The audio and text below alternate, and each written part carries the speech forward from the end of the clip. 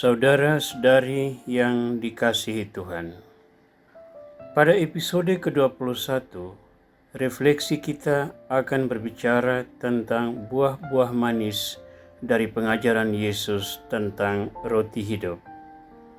Untuk menghantar refleksi ini, kita akan membaca Injil Yohanes bab 6 ayat 67 sampai 71.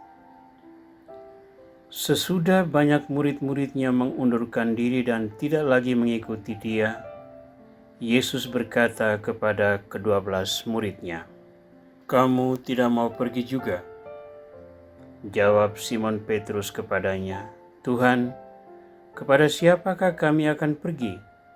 Perkataanmu adalah perkataan hidup yang kekal. Dan kami telah percaya dan tahu bahwa Engkau adalah yang kudus dari Allah." Jawab Yesus kepada mereka, "Bukankah aku sendiri yang telah memilih kamu yang 12 ini? Namun seorang di antaramu adalah iblis." Yang dimaksudkannya ialah Yudas, anak Simon Iskariot, sebab dialah yang akan menyerahkan Yesus. Dia seorang di antara ke-12 murid itu. Tuhan Yesus Kristus, pertanyaanmu mendorong para murid untuk membuat keputusan besar di dalam hidup mereka.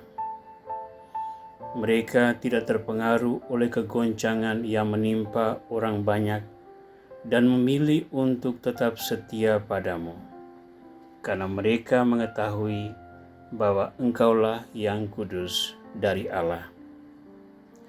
Doronglah kami untuk juga berani membuat keputusan yang besar dan setia berpegang pada kebenaran firman-Mu, sehingga dalam situasi apapun kami selalu berpaling padamu sebagai satu-satunya harapan kami di dalam menghadapi berbagai tantangan hidup. Engkau ya Tuhan yang berkuasa bersama dengan Bapa dan Roh Kudus, kini dan sepanjang masa. Amin.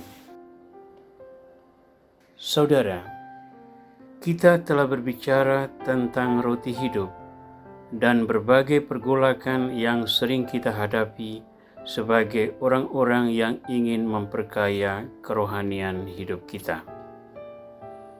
Ada orang yang dengan rela melakukan pelayanan-pelayanan, namun semuanya untuk agenda duniawi.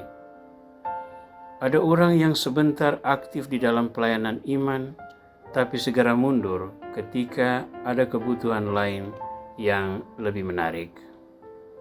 Yang lain tidak ingin mengambil resiko menderita karena pelayanan iman.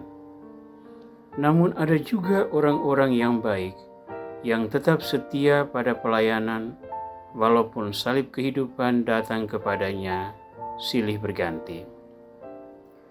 Dalam permenungan ini, kita diajak untuk mengenang peristiwa Yesus berbicara kepada ke-12 muridnya, sesudah kegoncangan besar menimpa orang-orang yang kecewa pada pengajaran Yesus tentang roti hidup. Sebagai sebuah ujian, Yesus bertanya dengan gamblang, "Apakah kamu tidak ingin pergi juga, seperti orang-orang yang meninggalkan diriku, sesudah mendengarkan pengajaran tentang roti hidup?" Tetapi Petrus yang berbicara atas nama ke-12 murid dengan tegas berkata, "Tuhan, kepada siapa kami akan pergi? Kami memilih untuk tinggal dengan Engkau karena kami tahu bahwa Engkau adalah yang kudus dari Allah." Yesus menyadari bahwa jawaban ini sangat menggembirakan. Namun ia tahu kelemahan manusia akan tetap menyertai mereka.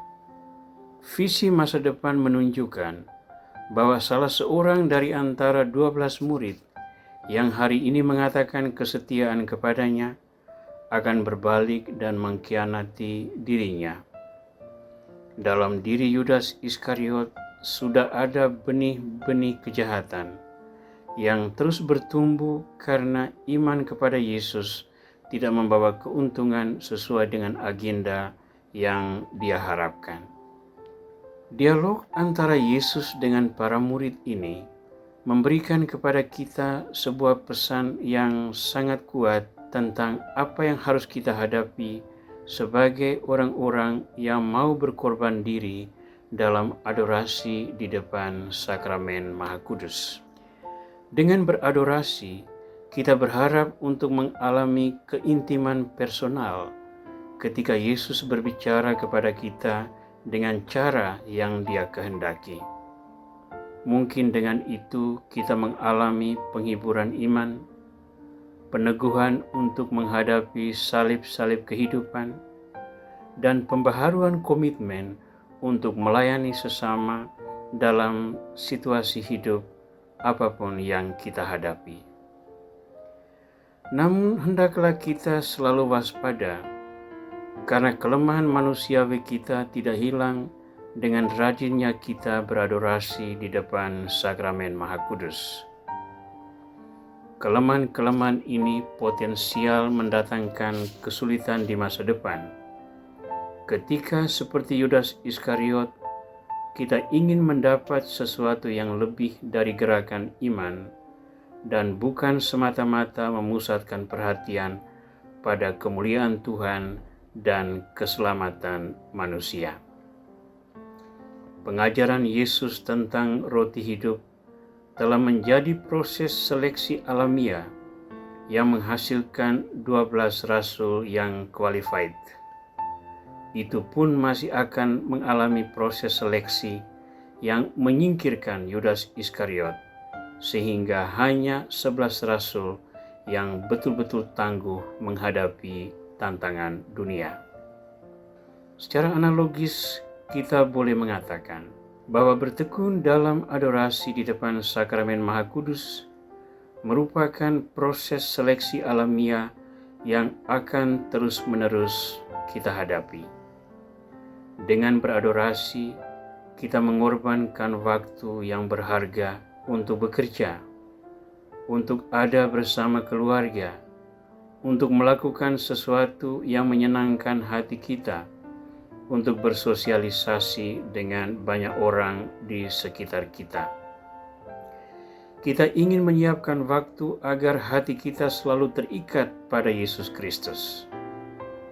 Namun perjuangan kita ini tidak selalu mendapat apresiasi dari dunia di sekitar kita.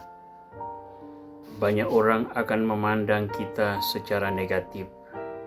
Bahkan ada orang-orang tertentu yang mungkin menghina dan merendahkan perjuangan rohania yang kita lakukan.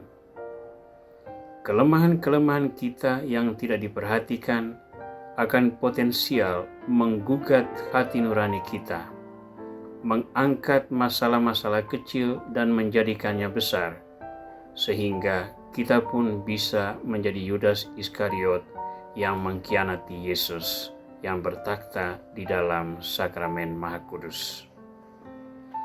Maka sambil tetap bersuka cita karena kita boleh beradorasi di depan sakramen Maha Kudus, hendaklah kita tidak melupakan aspek kewaspadaan dan kerendahan hati, sehingga keaktifan kita di dalam adorasi tidak membuat kita takabur, melainkan tetap membuat kita waspada untuk melihat tantangan-tantangan iman yang bisa merusak diri kita.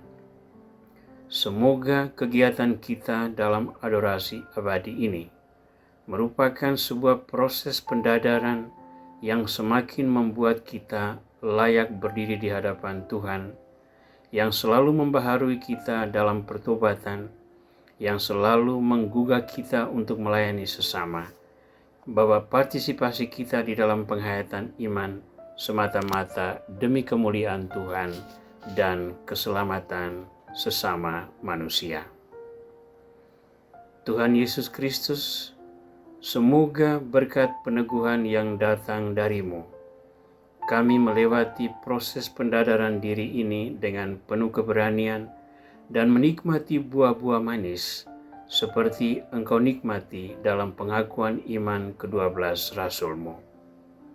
Kiranya pengakuan iman itu akan menjadi pengakuan iman kami dan bersama dengan banyak orang yang berkehendak baik, kami boleh mewarnai kehidupan masyarakat dengan keyakinan akan keselamatan yang ada di dalam dirimu, satu-satunya jalan, kebenaran, dan hidup. Jadikanlah hidup kami pujian bagi keagungan nama-Mu, kini dan sepanjang masa. Amin.